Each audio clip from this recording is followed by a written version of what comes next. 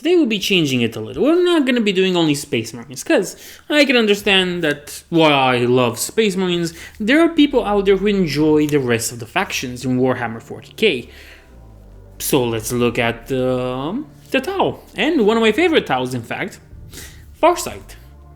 Inevitably, they talked of the Arushaka War, where Farsight's shrewd harrowing of the orcs, Begil, he called him, had earned him his epithet.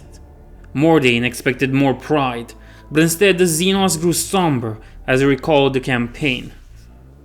It was a long and bitter conflict, the alien said. Many fire warriors were lost in the rifts of that blighted world. Yet I cannot deny the beauty of it. Beauty? Mordain asked. In a world of rust and killer sandstorms? Not in the world, Guela. In the war. The alien's eyes dimmed with remembrance. The Begel live for war, embracing it without question or justification. They fight for the joy of fighting alone. And you admire them for this. Despite himself, Mordain was intrigued. No, they are beasts, but I respect their purity of purpose, the prisoner said. After Arukushana, the Watercast painted the Begel as mindless primitives, diminishing them with words to solve the Empire's anxieties. Yet this was only a half-truth. I have waged war against the Begel many times, but even in that first war I recognize they were neither foolish nor predictable. They adapt and prosper by instinct alone, becoming stronger with every loss they suffer. On Arukushaka, we exterminated generations in a handful of years. Yet they spawned faster than we could cull them, each wave adapting more swiftly to the battlefield than the last. The Imperium is eminently familiar with the Orkoid threat, Mordain began, but the Xenos ignored him, caught up in the tides of its memories. The veterans were the most dangerous, it continued. Those who endured across many seasons, borrowed Arushaka's strength, growing skin of hardened oxide that shielded them from the rust devils and razor storms that scoured the deserts. We called them Kalsu, the Iron Beasts. They stalked us from the heart of the storms, hidden from the sharpest eyes or scanners, turning the hazards of the land against us. Many were torn apart as they rode the tempest, but this only made the survivors more reckless, more lethal. The Xenos paused, stapling its fingers in contemplation.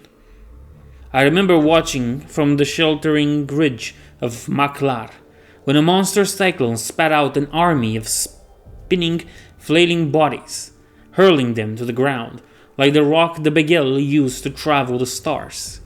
Most were killed instantly, but those that lived were still laughing when we finished them, before broken yet unbroken. If the Begel were capable of loving anything other than war, I believe it was Arukshana. And you? Mordain asked on impulse.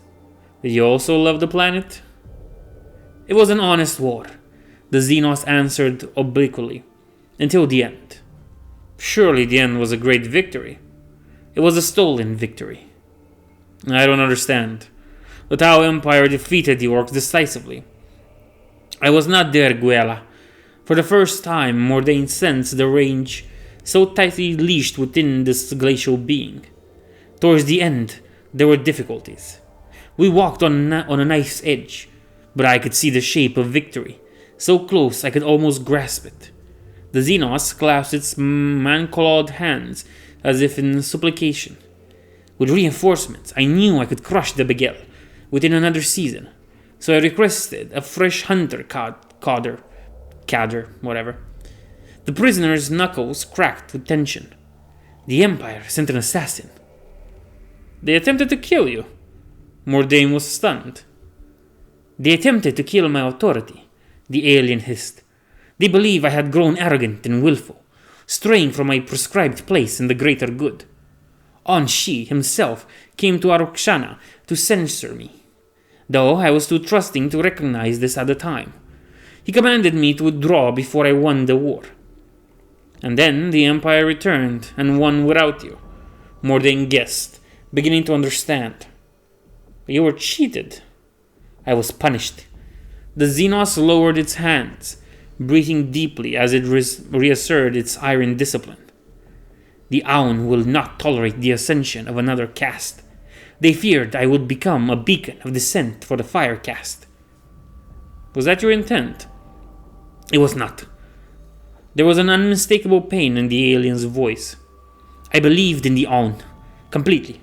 Every sacrifice I demanded of my Qadr on Arkushana, every drop of blood swallowed by the red sands, and every death scream stolen by the red wind. It was all done for the greater good. This is the heart of his story, Mordain sensed, suddenly eager. I'll end the speculation and the theories. The Imperium will know the truth of this renegade from his own lips. But surely the Ethereals, the Aun, must have recognized your loyalty, Mordain speculated, sifting through the few facts known to the Inquisition. After the Damocles War, they elevated you, made you first among the Fireblades. They fashioned me into a masterful slave, the Xenos hissed. A pliable figurehead to bind and blind the Firecaste with fool's glory. But you were the supreme commander of the Tau military engine. My authority extended no further than the will of the Aun. I was a puppet savior. My very word had gestures scrutinized and filtered by the Watercaste. My past rewritten, and my future decided by committee. The alien's expression contorted, becoming an abstraction of rage. But I was the fortunate one, Guela. They caged my dying mentor's mind in a machine, and cast my shadow sister and brother into stasis, so their talents would never be lost to the greater good. It lowered its head, as if drained or shamed by its fury. All of them obeyed without question. Even Shahesara, who was the fiercest of us all. Okay, I like it. I like Farsight in general. His story is very good. Oh, by the way, since I think I forgot to mention, this book excerpt is from Fire and Ice. And it just helps me like Farsight even more. That will never change. Farsight is probably my favorite Xenos of them all. But there are some Dark Eldars out there that are pretty cool. We'll get to it probably next week.